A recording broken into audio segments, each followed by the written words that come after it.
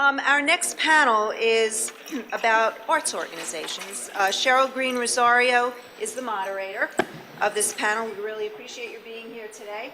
She's Director of Philanthropy at American Express, and many of you probably already know her for that matter.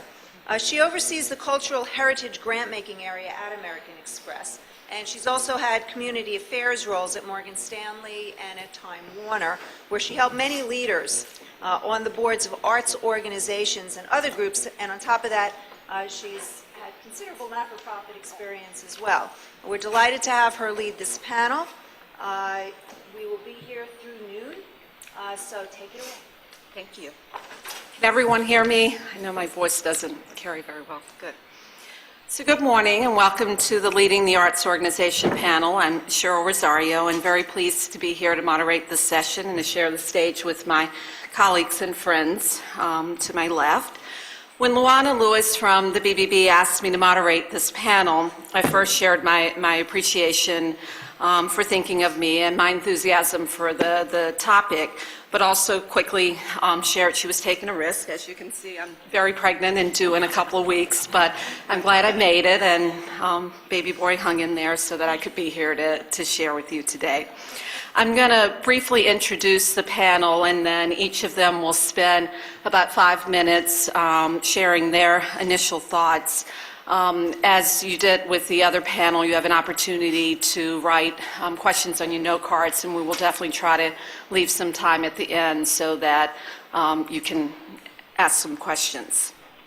So leading the arts organization, as I mentioned, has always been an important topic, but now more than ever, I think the skills needed to manage an effective organization require rethinking of old models, new ways to fundraise, adjustment to changing demographics, keeping up with technology changes, being more externally focused, looking at collaborations, and I could literally go on and on.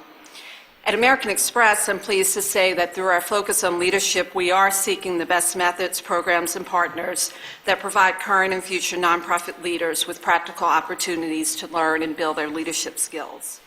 We specifically target programs for emerging nonprofit leaders, whether that's in the arts, environment, higher education, social service sectors. In the arts space, we funded organizations such as National Arts Strategies and League of American Orchestras. In addition, we have our own Leadership Academy where we are helping many emerging leaders prepare for the type of challenges that I mentioned earlier. And by doing so, we're building a stronger core of future leaders. Now, when Luana asked my advice on who we should have on the panel today, it didn't take me long to come up with these three. We have Dr. Louise Mirrer, President and CEO of New York Historical Society, who's guided major transitions at the Historical Society and found ways to have a deeper engagement with the community through interesting and engaging programming. Not only is she doing this, but she's also the Historical Society is going through major renovations, and yet she's been able to still engage the community and offer just incredible programming. And so as a funder of the Historical Society, she's been a total pleasure to work with and one of the leaders I respect the most. Helene Blieberg came to mind because as a consultant serving as an interim executive director for many organizations through transitions, Helene is able to share her insights on what's going on at the ground level.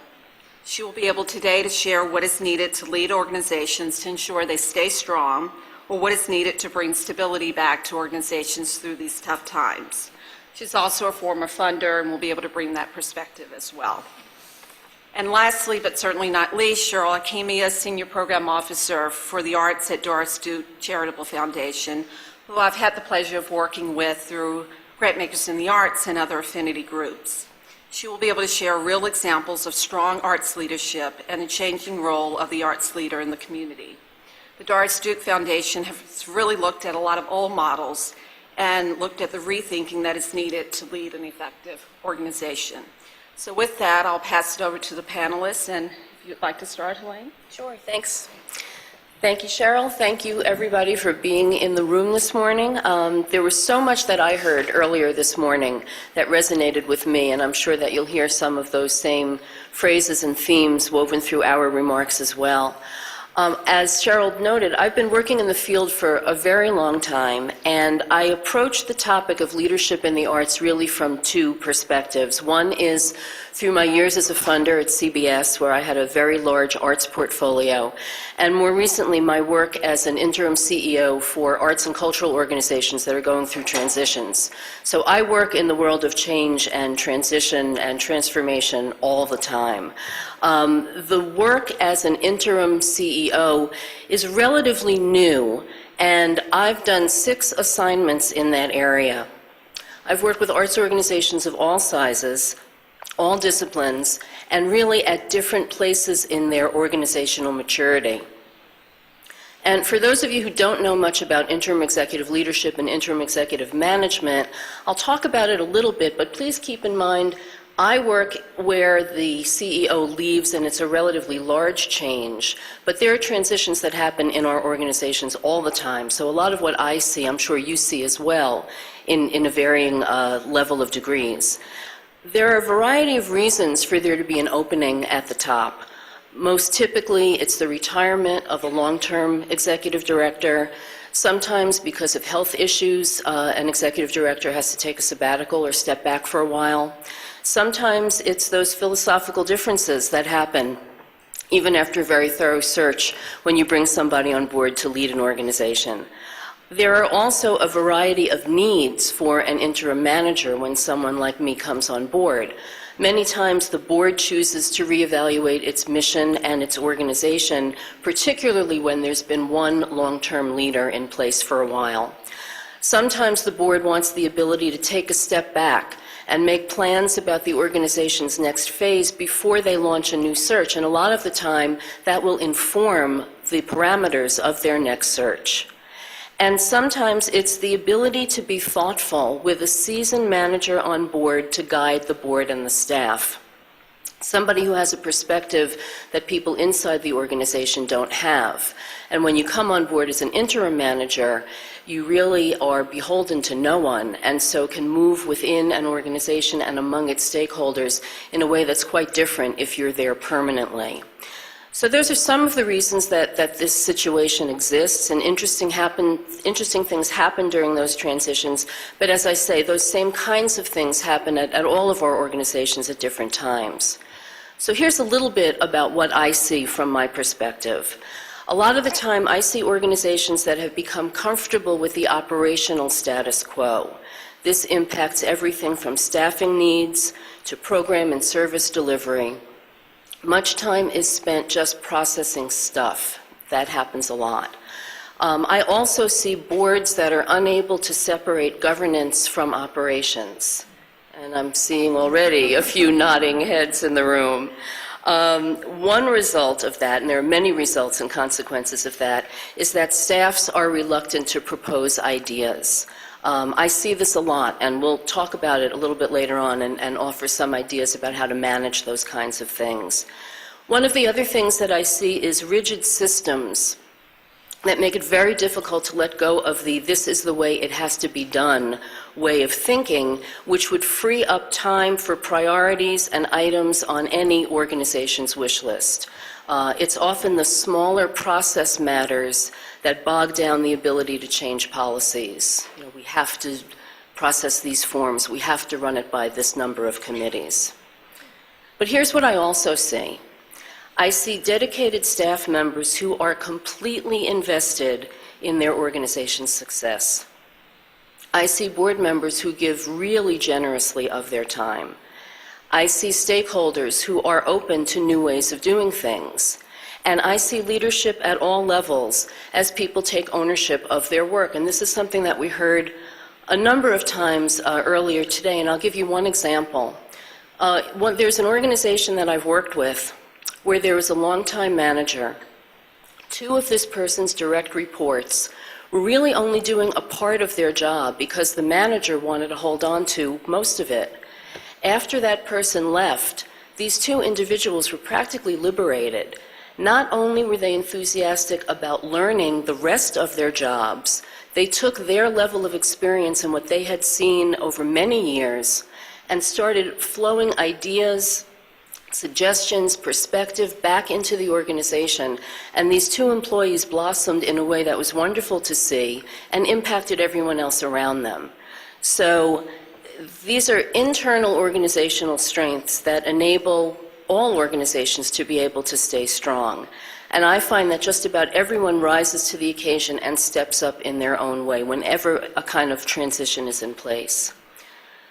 The bumpiness that can take place during any transition is really designed to smooth the way and enable the next leader to succeed with the support of the board and the staff and the stakeholders, partially because they all have a better understanding of their organization as a result of having gone through that process. I think that leadership happens in many different ways. It could come as a result of training or as a result of opportunity.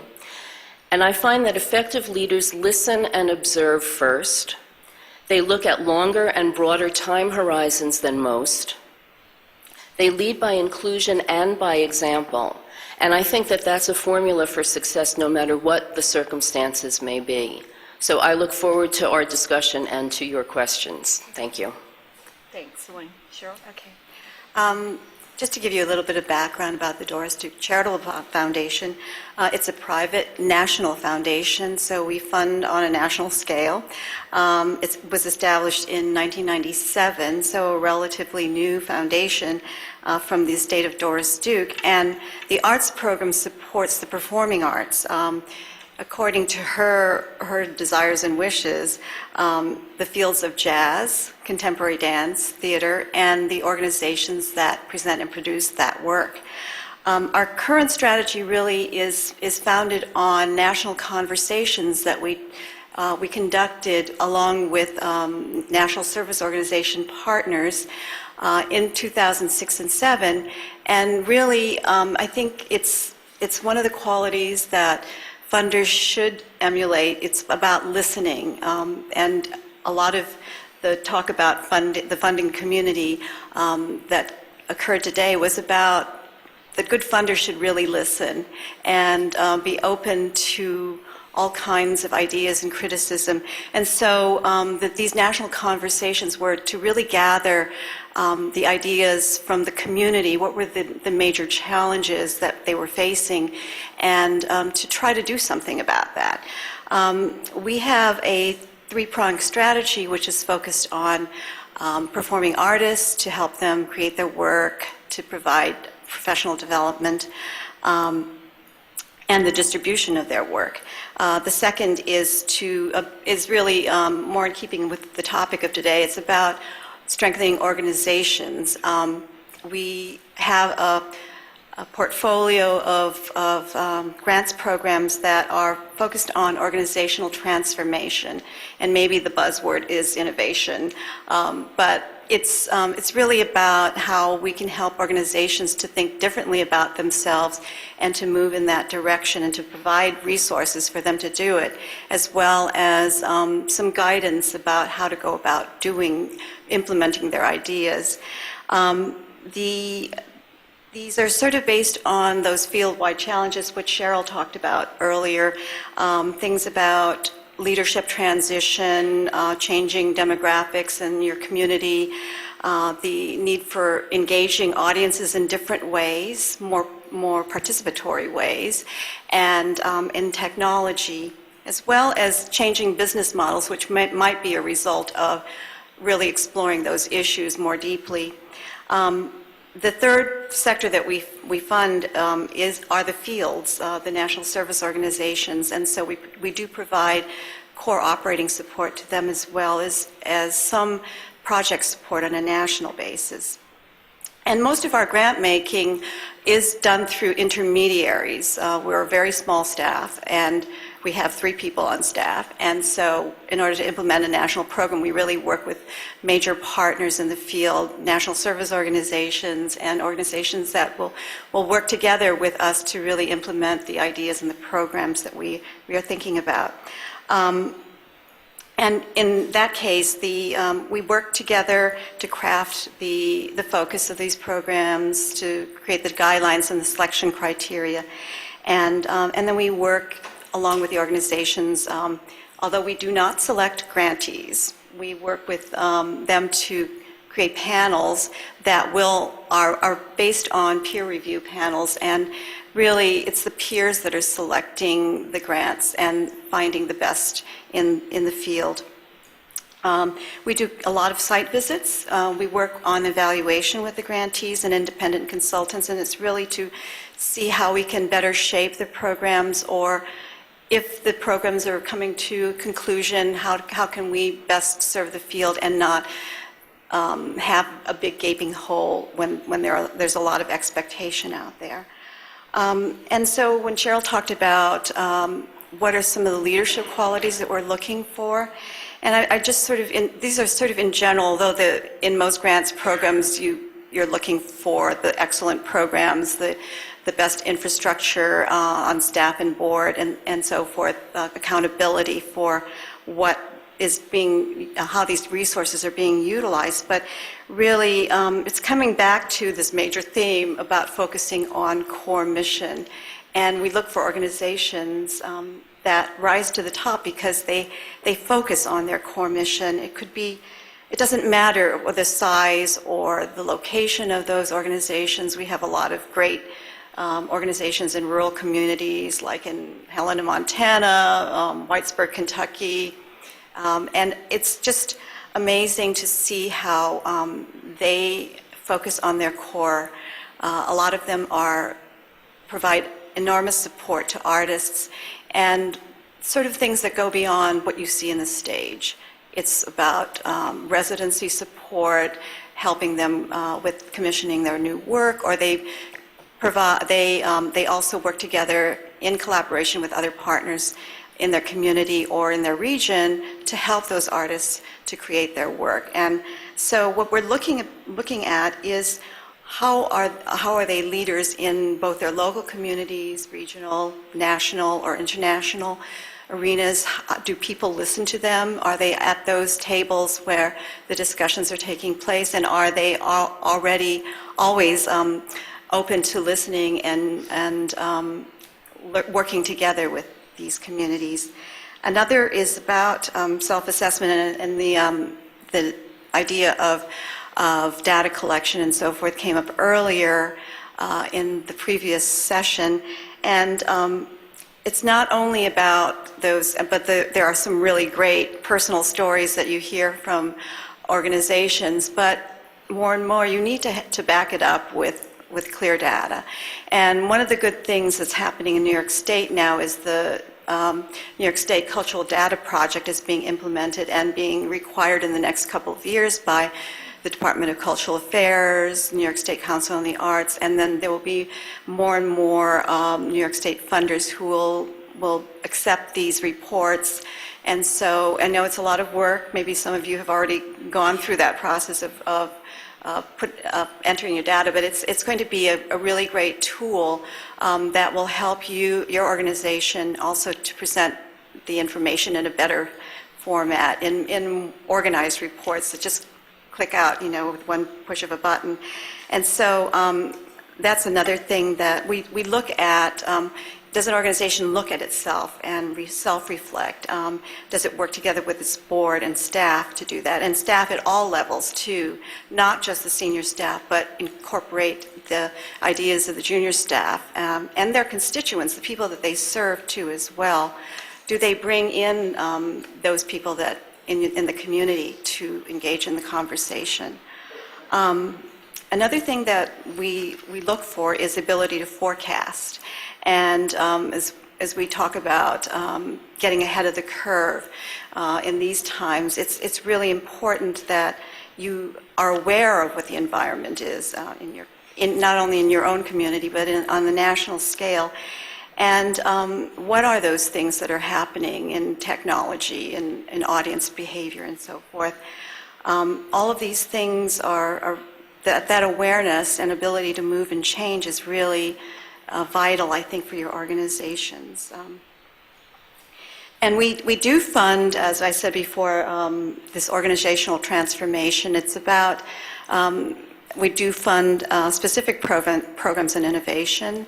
And actually somebody from one of our organizations, EMC Arts, the Innovations Lab for the Performing Arts. And I think in terms of one of the reflections on innovation that people were talking about, there is a path to it, a lot of planning and being able to set aside the time and the resources to do that as well. It comes from the internal need of your organization that you say, we're grappling with this problem. How can we better address it? Is there a different way that we can do this? And so I think that there are numerous ways on that path, but one of the things that we find to be effective is to engage with the larger population. In the Innovation Lab, there are 10 people that come to a 5-day session, intensive. All you do talk about 24/7 is that innovation, and it's people on the staff, the board members, your constituents, and oftentimes an outside perspective, which is something that I think is really essential when you're thinking about it, to bring in that outside perspective. It could be a technology person or somebody who has done it in a different community, but that's really helpful in working through those issues and problems. Louise? Thank you. Thanks, Cheryl, and thank you, PBB, for organizing this panel. Thanks all for being here. It's really great to lead a cultural institution in New York these days. I just want to say that at the outset. We live in a city with elected officials who really get the importance of culture, and with great companies like American Express who really understand the value that we add to our communities. I thought that I would talk a little bit about my work as New York Historical Society president to connect what we do as an arts institution with the communities that they serve. I think that that's the best sort of set of examples that I can give of leadership. And I want to say also at the outset that no man or woman leader is an island. I've got great, wonderful, talented colleagues, as everybody said, people at every level who really want to see our organization succeed. I inherited an institution whose original premise was really not at all about serving the public. The New York Historical Society was founded in 1804 by 11 men who were visionary. They understood the importance of their own historical moment. They'd all lived through the American Revolution. And they were visionary in that they saw the need to preserve the effects of that particular history. At that time, there was only one other museum-like entity in the United States, and that was the Massachusetts Historical Society. So this was a huge innovation to say we should have a place to deposit and to preserve the effects of history. On the other hand, these 11 men had no sense whatsoever that they were preserving the effects of history for the broadest possible public. In fact, these 11 men were members of the elite classes. All of them were slave owners, and at that point, New York City was about 20% of New York City's population was enslaved. So there was no sort of, public purpose to the institution at all at that time. In fact, quite to the contrary, and our building is, though it comes 100 years after our founding, our building is actually an architectural corollary to that view.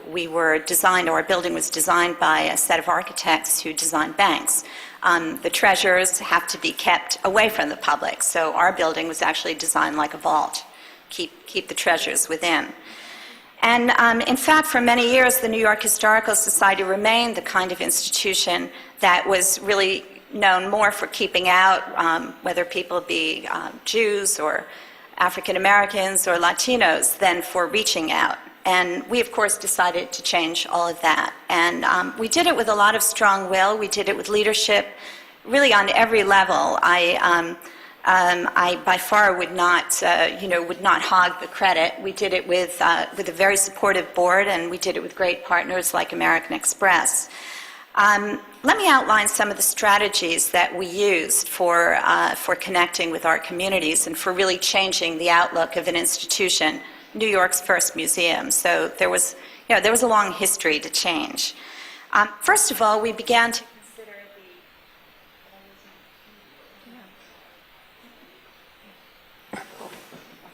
Oh, got to push it back on. Okay.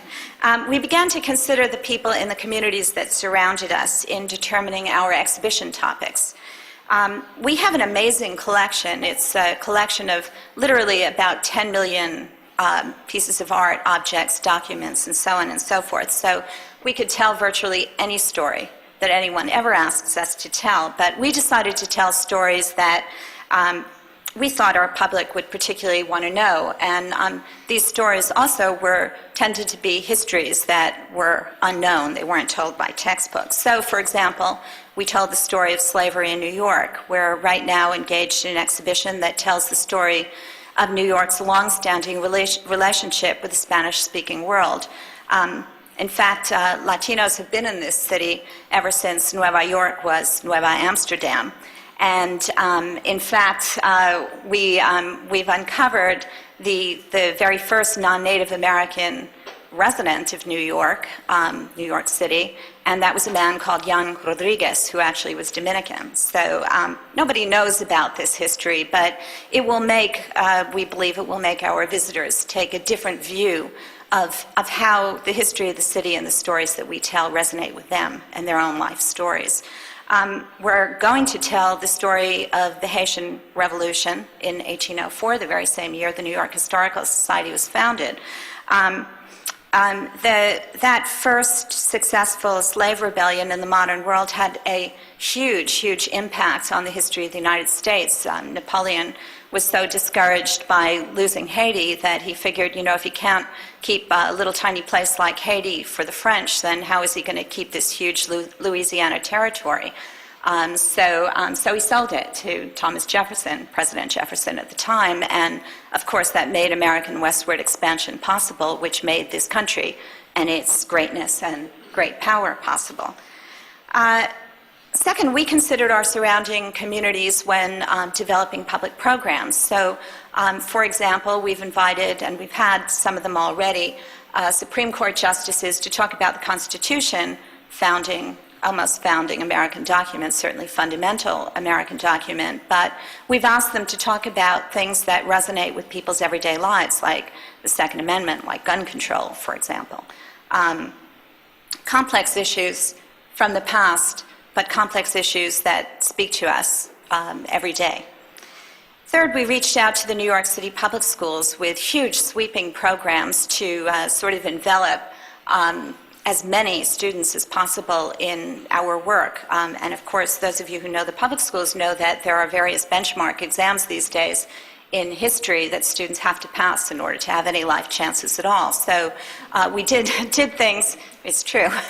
So we did things, for example, we developed a Saturday Academies, and we added on to the enrichment courses we were offering in history, we added on Regents preparation and SAT preparation. These are free and open for public school students. And of course, we reached out to the teachers, and we tried to think about what teachers really would like, apart from great exposure to great historians and a great collection like ours. And we actually can give credit now for our professional development seminars. So teachers obviously like that because that helps them get salary improvements. Fourth, we've used, obviously, the internet for outreach, and we've really tried to push the limits of that. We now, every time we do an exhibition, we do a virtual component of the exhibition, so that the exhibition lives forever, but also it can reach not just the communities that surround us, but the communities everywhere in the world. And fifth, and my final example this morning, we changed our building. We've made our windows bigger. We are in the process of making our doors bigger. So actually, the treasures within they already are to some extent visible to the public outside. When we finished our renovations, you'll be able to pass by on Central Park West and see our enormous marble sculpture of the dying Indian chief contemplating the progress of civilization, dialoguing with the founding fathers on the other side of our Great Hall, our newly designed Great Hall. So we will have succeeded in a physical way also in reaching the broadest possible public. And I should mention, too, that we've added some amenities like a cafe, which we never had, and more bathrooms, which you need if you're going to have the public. I just want to finish up by saying that leadership, for me, in the context of the arts, really has become about successfully engaging the public in the work that you do, any arts organization does. That really has to be so much of what it's all about. And I've seen my particular role in two ways. I've seen it as a role model because I really believe very deeply in what I do and what we do as an institution. But I also see it as a strategist because so much of what we've achieved or what we hope to achieve really has to do with developing strategies that will be successful in achieving your goals. Thank you. Great. Thank you, Louise. Thanks to the other panelists. And we'll have time to dig a little further in various points that they brought up. But let's start with characteristics of strong art leaders and strong arts organizations. Cheryl touched on a couple during her remarks about the Doris Duke Charitable Fund focusing on looking at organizations that focus on their core mission and the ability to forecast. Helene, do you want to share some of the things that you think you see with strong organizations and strong art leaders, and how is that? How do you compare that to what you saw in 2009 and what's going to be needed in 2010? You know, there are so many different ways of looking at it, and especially when you're dealing with arts organizations, there's always that kind of push-pull of the artistic and the business. And when I think about the kind of leaders that arts organizations in particular need, I kind of come down on two different sides of the same coin in a sense. One would be a kind of creative COO, and the other, which is the flip side, is a grounded CEO. I think that if it's possible to find that in a single person or in a management team, then you're on the path to being very successful. Because I do think that the way that an organization functions is almost as critical as what it puts out to the public. And especially in the arts, where we're so naturally involved in creativity, that creativity doesn't always flow to the operational side of things. So I think that there are ways to be able to manage the two. Clarity of purpose is always important. Communication, I think, is key, both internal communication and external communication. And I have to say that I don't know that that's changed much over time. I mean, the way that I look at organizations from my perspective is what is going to work always, no matter what the circumstance. And I try to start from that fundamental place and make sure that organizations are aware of that solid infrastructure. And it could be a physical infrastructure, an operational infrastructure, an infrastructure of external constituents. And that, to me, is not only the key to success, but that key doesn't have to change as things change. Cheryl, I'll come back to you in just a second. Louise, obviously you've been able to engage the community and been a strong leader. Are there other characteristics that you see in yourself or other arts organizations that you think are important moving into 2010 after coming off a really tough 2009, I think, for many organizations? Well, I would say very, very important is to be able to hire the right people or to hire good people. I think that some people are really terrific at it. I have to say I have a mixed track record. I've hired some fabulous people, but I've also been lucky, not only in my current position, but in past positions, to inherit terrific people. So I've been the recipient, the beneficiary of other people's choices.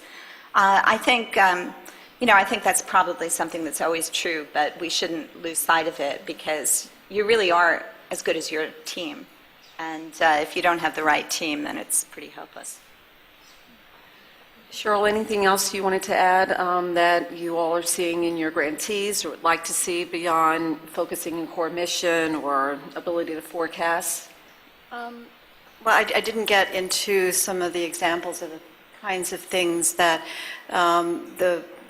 these people who are forecasting the future and working in that direction are actually doing. Some of them are are focusing on, a lot of them are founder-driven organizations, and how do you deal with founder, when the founder is getting to a point where they can no longer continue, or they die. So what happens to that organization?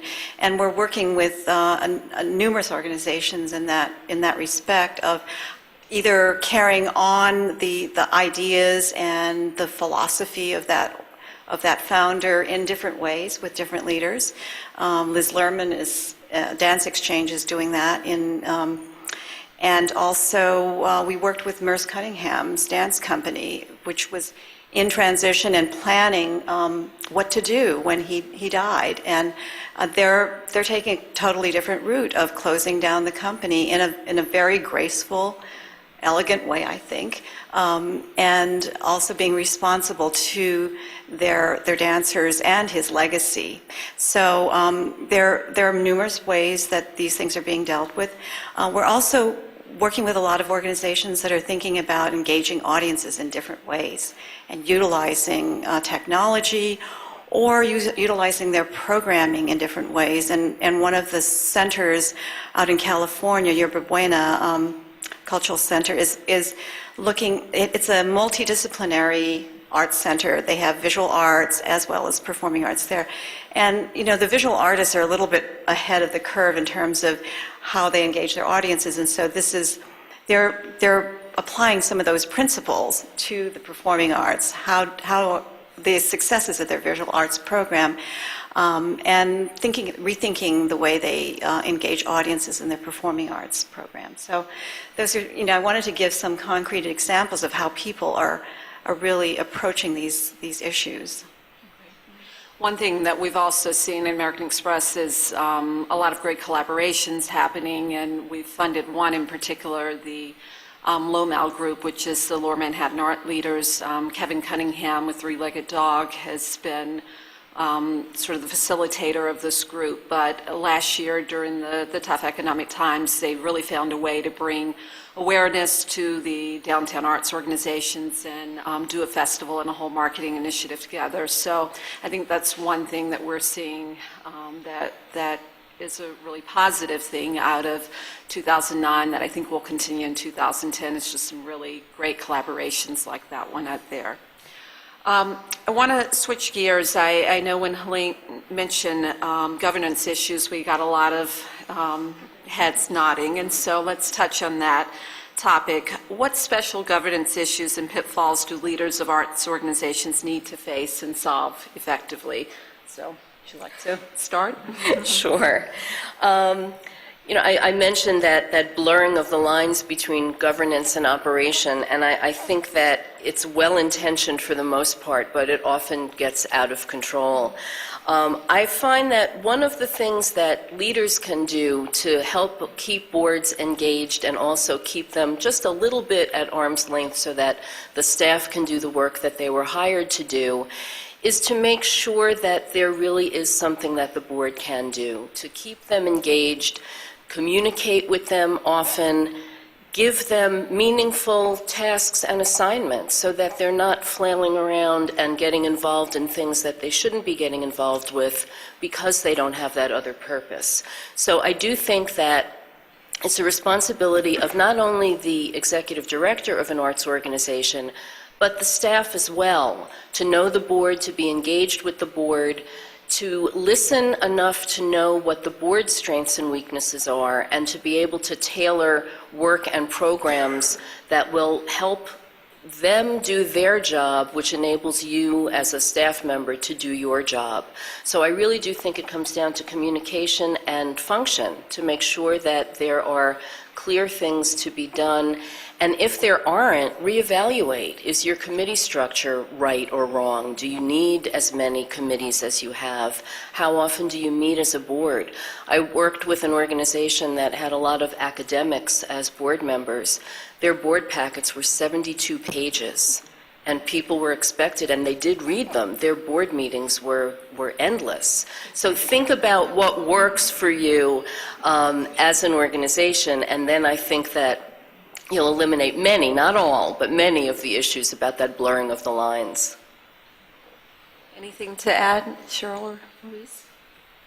Well, I agree with what Helene has said. I think that's what's really critical is to communicate with, certainly for someone like me, to communicate all the time as much as possible. We have a very large board, and I try to do a weekly update by email, just let our board know. On the other hand, you know, it is kind of hard. You have all these people who volunteer their time, who give their money, and, you know, we're having all the fun. So they, I don't blame them when they, you know, really would like to get much more involved in the management of the institution and decision-making about things that maybe other people would feel their feathers were ruffled. But my own view is that in our case, our board is we're just so lucky to have the board that we have, that they really deserve to share in some of the fun. So we don't mind slightly blurring the lines when other people might take a more orthodox approach.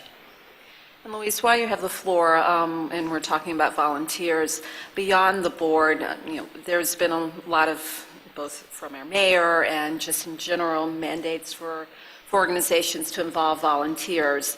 And even though volunteers are wonderful and can serve a great purpose, it can also be difficult for organizations if they don't have the resources or the structure in place to handle those volunteers. Have you guys been successful at the Historical Society? Yeah, well, you've hit on an issue that for us is sort of clear and present. We do have volunteers. Some of them are, you know, wonderful people, very knowledgeable people, but as our volunteer program grew, we actually had to hire someone to oversee the program. So it's not as, you know, it's not really as economical. It's a wonderful program, but it's not really as economical as it might seem, because it's like board members. You can't have all these people who donate their time and not really give them something meaningful to do. It's, you know, it's discouraging if people show up and they don't have a program to follow. So it's not, you know, I think it's not just like having people of goodwill show up on your doorstep and have things to do. I mean, there are also complications. About a third of our staff is unionized, so, you know, you have to be careful about those kinds of issues. I just would be frank about it. You have to be very careful, because you can't actually say, oh, well, I'd like to save money, so I'm going to bring in volunteers to do the work that somebody else used to be doing.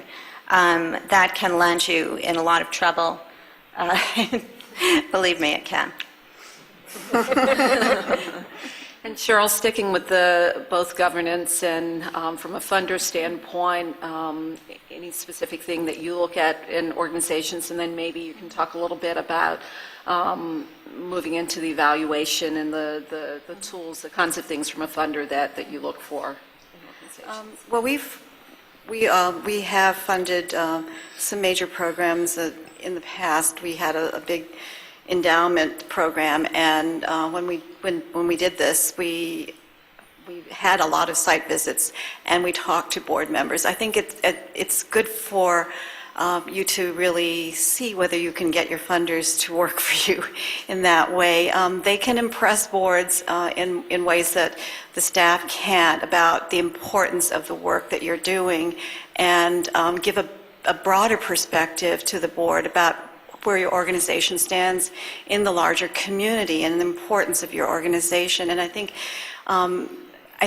that was something that I felt, oh, it's so gratifying as a funder to be able to do this for our grantees and to really help paint that picture in a different light. We've had some board members with organizations that have been struggling work really closely with the staff members on restructuring some of the grants that we had.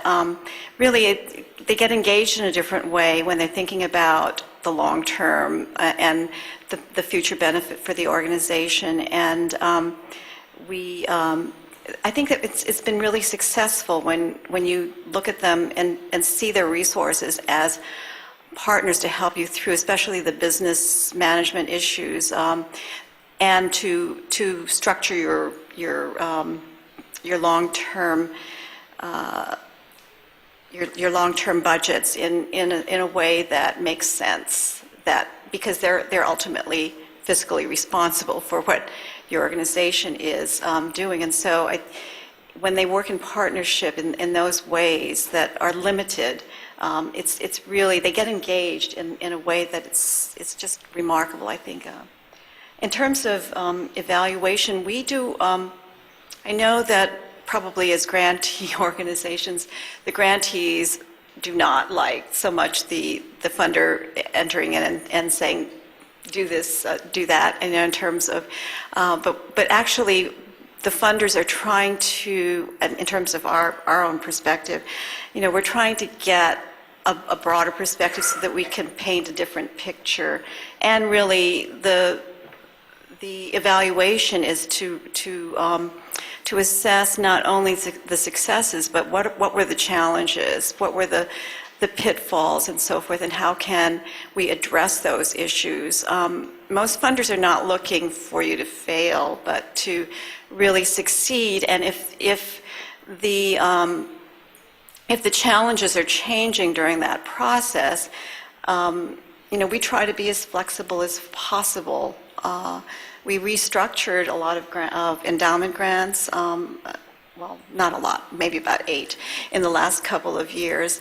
And we also are looking into, with all of our project fund grants, we also gave core operating support, general operating support, as a means of verifying the importance of the organization, and we wanted to make it possible for them to execute the project support grants, because we realized how much extra work is involved when you're doing something at that scale. So I think it's really important that you give the funders the kind of information that they want, because they're seeing it in a broader perspective. And so I think that's it helps us to really think more deeply about the programs and what need to be changed. So. Helene, anything you want to add? You walk into a lot of different organizations of all sizes, and I'm sure have to quickly get up to speed of what's required by funders. Any advice for folks out there on things, tips, tools that are helpful? Yeah, I think debunking the whole notion of what this evaluation is important. And if you wait until the end to do it, I think it's harder to do in a way. If you think about it as you're going through projects and think about the grants that you've gotten and why you got those grants, then you're constantly working on thinking about the outcomes and thinking about how you can make changes to programs and services and staffing and capacity and all the things that we get grants for.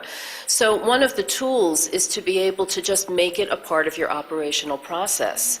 And then the actual writing up at the end isn't as onerous as you may think it would be, because you've been thinking about it all along. And I think that if you also engage as many people in that process as possible, it makes it easier. One of the things that I try to do at organizations where I walk in as an interim executive director is to be very open with the staff. Again, I'm there as a free agent, so I can speak maybe a little bit more freely than someone who's there on a permanent basis might. But I try to tell everyone in the organization what's going on all the time and have reports from the senior management. So when it comes to development, for example, the staff knows what grants we're looking for, and when we get them, why we got them, and what's expected. So everyone can participate in thinking about how you measure it when it comes to that time in the process. I'm going to ask one more question, and then maybe we can have the note cards to come up here, and I'll look and see if there are questions from the audience. We have about 10 minutes left. Audiences are busier than ever, lots of competition with television and many other activities in the busy worlds that we live in. And so organizations are struggling not only to engage audiences again, but we talked about the changing demographics, engaging different types of audiences from an ethnicity standpoint, accessibility standpoint, income levels, and so on. Louise, you want to talk a little bit about what you guys have done and any good tips to share? Well, yes, you're absolutely right. There is a lot of competition, especially in a city like New York, when you have, huge array of options. So we've done just huge outreach efforts. If we have a grant from an organization that works with a particular school or a set of schools, we make sure that that organization, that company, for example, knows that we're happy to engage their schools, do a school day set aside a day and have all those schools come, or if there are lots and lots of schools, to set aside several days. We offer Friday night free, for example. We started doing that in partnership with American Express, and we discovered that, as a matter of fact, a lot of people really, the price of our ticket isn't nearly as high as other cultural institutions have become, but it's a barrier if people are come with the whole family, even though children under 12 are free. It's a barrier. So we've actually continued to offer Friday night. We now do Friday night pay as you wish, pay what you wish. So that's another strategy that's important and that has worked. We really particularly wanted to be a place that would be fun for families and children, and believe me, we were not. History is usually everyone's least favorite subject. People find it boring, and probably enough because it's fascinating, but high school students always rank it as their most boring class. So we have every Saturday now, we have different troupes who come. They're reenactors, and they're not people who dress up. They embody those troupes. They really are. So every Saturday we have a different set of troupes, either Civil War, Revolutionary War, whatever makes sense in the context of the exhibitions that we're doing. And we have a whole range of related kinds of programs that are designed to just make history livelier and more enjoyable. We're also, as part of our renovation, we're planning a dedicated children's history museum and a children's history library.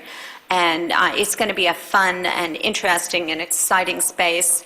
It will be focused on a set of protagonists, all of them people who in their maturity became very important, like Alexander Hamilton, but who actually, like Hamilton, came here as a young kid. I'm a penniless orphan from the West Indies, like tens of thousands of other kids in the city. So we've I could go on for the entire day listing the strategies that we've tried to really engage people and to convince them that history is that they want to be at the New York Historical Society, and more of them are agreeing.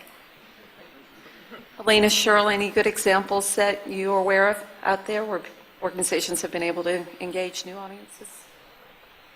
I would make a comment about new audiences. I kind of feel the same way about new audiences as I feel about media coverage.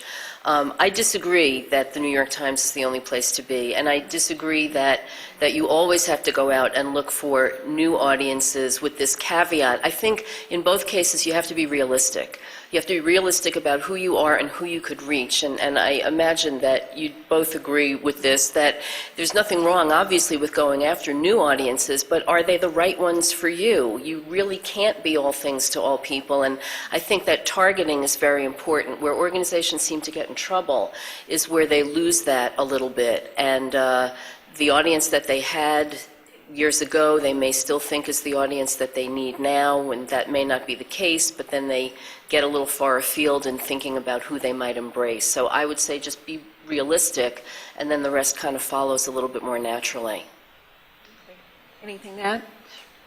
Well, just going on the line of audiences wanting more participatory engagement, some of the projects that we funded have actually had participation through the web, and ideas flowing back and forth through the web, and artists who are willing to share their processes online, and so in some cases decision making, voting on costumes and things like that, or ideas generated from the outside world. And so it's kind of interesting to see how what we thought was going to be a threat to the tools of online engagement going to be a threat to organizations has really become a great tool for participation and extending that role into a broader community. For example, Jacob's Pillow is working on the virtual pillow. Now, only a certain number of people can go there in the summertime in Western Massachusetts and to see the work, but they have a huge archive, and so they're working on putting all of this online and extending their audiences to a much broader community. So, thinking about the ways that you can use these tools to really extend your reach and engaging audiences in different ways is something that's exciting to us. I have a question from the audience about the leadership gap in the arts and getting arts organizations, especially smaller ones, interested in investing in their younger staff. It's something that we've definitely done at American Express through our own leadership academy, focusing on emerging leaders, where we have folks that participate in the academy at all different levels and ages within an organization. So it is important, and I think we heard in the previous panel, and I hear the speaker that I unfortunately didn't get to hear may have touched on it as well. So the panel could address that and looking at younger staff or newer staff within your organization. What kind of tools are you providing or you think are important to ensure that they're able to become leaders as well? I think one of the things that's most important, really at all levels, is the very broad heading of professional development, but on a lower level, or a smaller level rather, it's about getting out more. I think that part of the problem that we have in terms of being able to grow and nurture new leaders in our field is that because there are limited resources, people become chained to their computers. They don't go out for lunch. They have a very myopic view of things, even though we work in a field that's all about being able to think broadly. And so I think it's really important to be able to provide opportunities for people to engage with each other, not just at sessions like this where you get the broad thinking, but at a lower level, smaller level, again, use the words interchangeably, about being able to confer with other people. What are you seeing? How do you get your invitations out? Even at that very, very minute level. And I think that being able to provide opportunities for people within our own organizations to stretch themselves is what's going to help them know that there's a path. A lot of the time, especially with senior management, people outside the organization only want to talk to the executive director, or they only want to talk to the senior manager of XYZ. And that leads to a dearth of delegation within an organization. And one way that younger people and newer people can grow and mature professionally is to be able to engage with different stakeholders and be responsible for some of those areas. So I think it really starts within. The work that organizations like American Express and Coro and the Support Center and so many others do to try to nurture leaders is very important, but I think on a day-to-day basis, it's what we do that will make the ultimate difference. It's funny you mentioned about finding ways so that organizations can get out and engage with each other. I just held a very small downtown cultural event for our American Express employees, and it was about 15 downtown arts organizations. They all appreciated being able to talk to our employees and share their information, but the most important thing that they said on their evaluation was they enjoyed talking with each other. And even though they all are within walking distance to each other, they don't pick up the phone and call. And so it was so much of a value. So I think as a funder, too, if we can create more opportunities for that to happen, or as Helene mentioned, just within your own organization to look for those opportunities and not see other arts organizations as competitors, but really opportunities to collaborate and share best practices. Yes, I would emphasize that, the networking opportunities to go to conferences and convenings.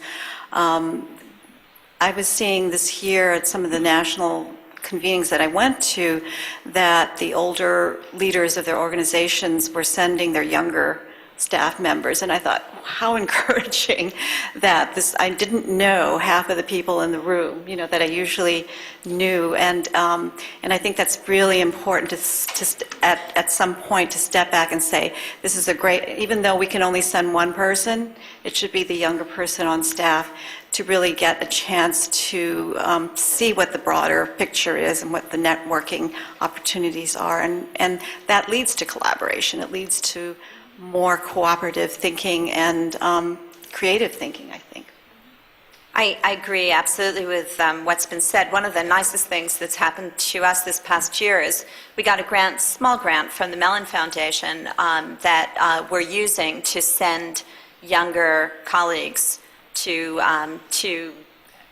events like this all over the country, which we would otherwise have no money to do. We couldn't, we really couldn't afford to send them to conferences, to give papers, do presentations, and part of that grant actually is for bringing distinguished scholars to talk to them at the Historical Society, and we just had our first meeting like that last week, and the excitement for my younger colleagues to be in the midst of these really great historians, very distinguished, and to hear from them how they could better serve the needs of scholars as if they really counted, which of course they do, but they don't always feel like that, it was just priceless.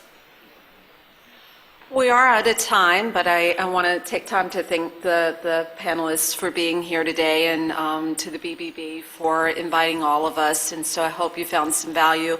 I'll leave you with a quote that we have under our leadership theme on our website: "You must be the change you wish to see in the world," which is, of course, Gandhi. So best of luck to each of you and your organizations in leading them. Thank you.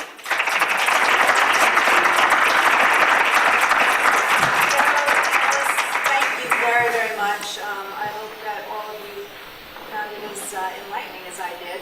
Certainly brings a familiar bell in many of the themes, but thank you. For all of you in this room, and I'll extend my thanks to those in the other rooms that are also packed, really appreciate you taking the time out of what I know are absolutely crazy schedules to come here today. I hope from the comments that you've heard that you will spread the word to your colleagues that to get out and to interact and to learn. We're talking about leadership, we're talking about transitioning. You never stop learning, you never stop transitioning. It's not an end game, it's a constant process. And the whole concept of staying true to a strategy, staying on course, everything's going to be changing around you. You're not going to be able to control everything, but there are certain things that you can stay focused on. And I hope that you heard that today.